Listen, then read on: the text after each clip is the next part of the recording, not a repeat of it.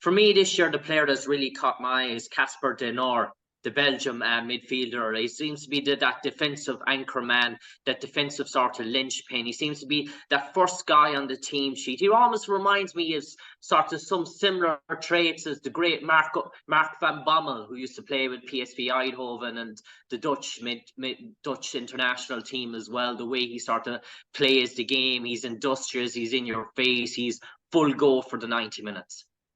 Yeah, I think that, I'm sure he probably won't want me to liken him to a Dutch midfielder, maybe rather a Belgian one. But yeah, no, I understand what you're saying. And I think what Casper's done is he was a player that our recruitment team flagged up and we watched a lot of, and he was one where instantly he just felt like he had those qualities we were looking for. And he felt like he had those defensive spirited qualities also to play at the Den and to help us move forward.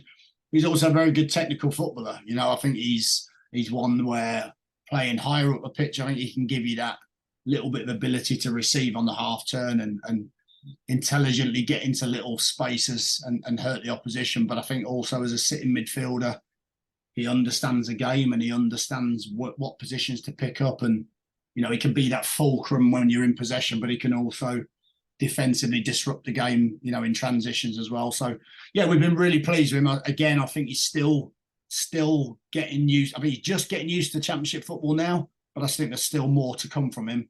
And he's a very good age. So yeah, he's very new to midfield. I think he's played a lot as a fullback, as a wing back, and, not that many years been playing in midfield, but he certainly looks very, very comfortable there. Yeah, and I suppose, Gary, for someone who can dictate the tempo of a game, and especially the speed and the way you play through the lines, that's very important. And to get someone that has all that top flight experience in Belgium, and to get him for only I think it was like 2.5 million, around that sort of figure as well, that's a steal when you look at some of the figures that even Championship clubs are paying out for these days for players.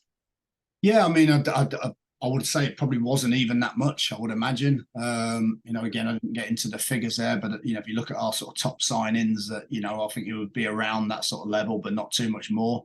Look, he's a player we really wanted in the summer. He's a player we felt could help the team. He's a player that, not only the destructive side of the game, but also helping us be a better team in possession and to use him alongside some of the talents and some of the players that we've got also in that midfield area. So he's a good character. I think he's one that, he's settled quite well. When you've got people like Zian ahead of the ball, I think it's important that you've got someone who can, can find those little passes between the lines and can find those little starting positions higher up the pitch and gives us that little security on the ball. So yeah, he's made a good start to his Millwall life and Championship career. And like I said, I think he's got a little bit more to come as well. And I suppose, Gary, you speak about the injury crisis at the moment in Millwall, and I spoke to another manager this morning who dipped into the free agency market this week, recruited a player. As a manager, sometimes when you're faced with that problem, is it sort of tempting to maybe push that sort of button and go to your chairman and say, listen, please, I'm without two strikers. They could be out for like 3 to 4 weeks. Is there any chance we can get someone here on a short deal, even up till Christmas time? Or do you have to really sort of settle yourself and think, yeah, we'll have to do without him for the next sort of 2 or 3 weeks? But is there always that temptation when things are going well and you had a good start to the season, and then you see maybe what the injuries you have with Kevin and Tom at the moment, to maybe tempt fate and push that panic button a bit? No, I think that one thing, I don't really see it as a crisis at the moment. We haven't got that many players long term. We've got a few out short term, certainly, but that impact selection and squad availability. I think that I've never liked trying to be that manager, but sometimes I've seen it where you can panic, you can go and get a free agent in.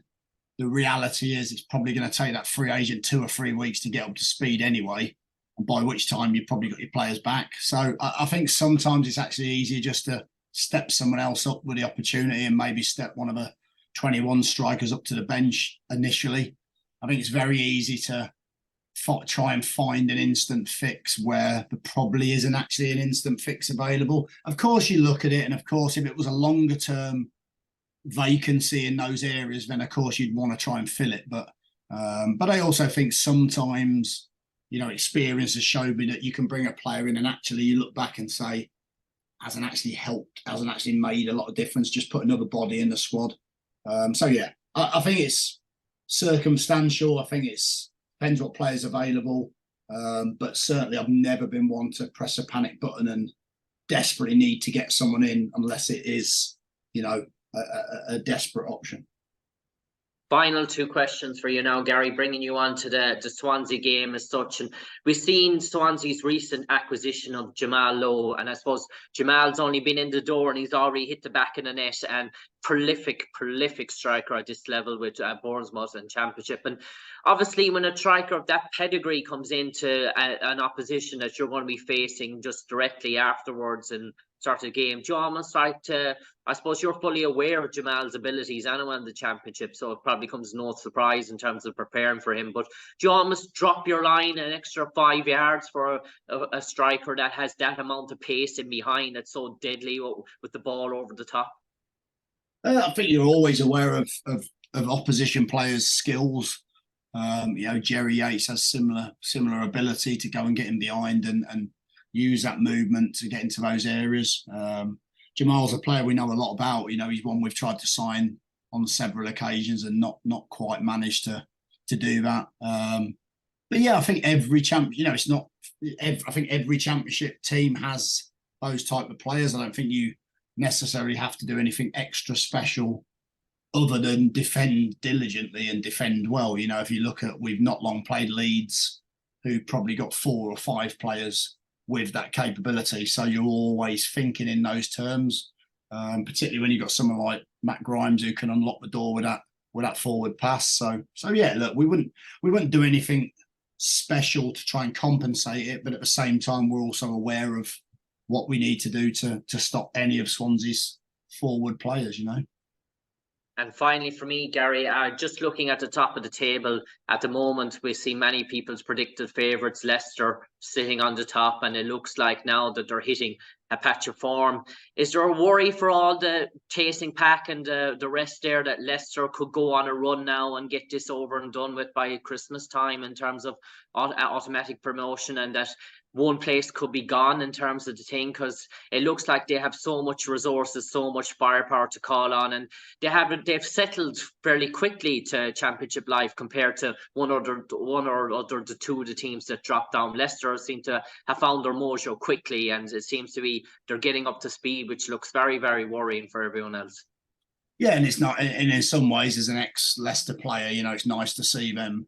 It's nice to see them doing so well after dropping down to a Championship, so particularly after obviously, miraculously winning the league, it feels then ridiculous at the end of the Championship. But I think if you look at them as a team, that's been, one of the challenges over the past sort of period. But I've been impressed with the way they've gone about things. It doesn't worry me at all, because I think there's always one or two of those teams that go and blast away and look like they're going to go. And I think, I don't necessarily see us competing with those two types of teams or teams like that. I think for us, it's that next little batch that you don't want to get away from it. You want to be in that mix that you want to try and reel in, but again, it's, there's 38 games left, there's a long way to go. And for us, it's just slow and steady, hopefully wins the race. And it's just keep building, keep trying to improve, keep trying to get better. And as a team, we've usually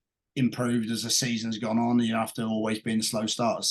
So yeah, it's not necessarily the teams like Leicester, as much as I'm impressed with, that we're necessarily worried about getting results, So I think there's always going to be those teams in this division that have the capabilities that most of the other teams don't.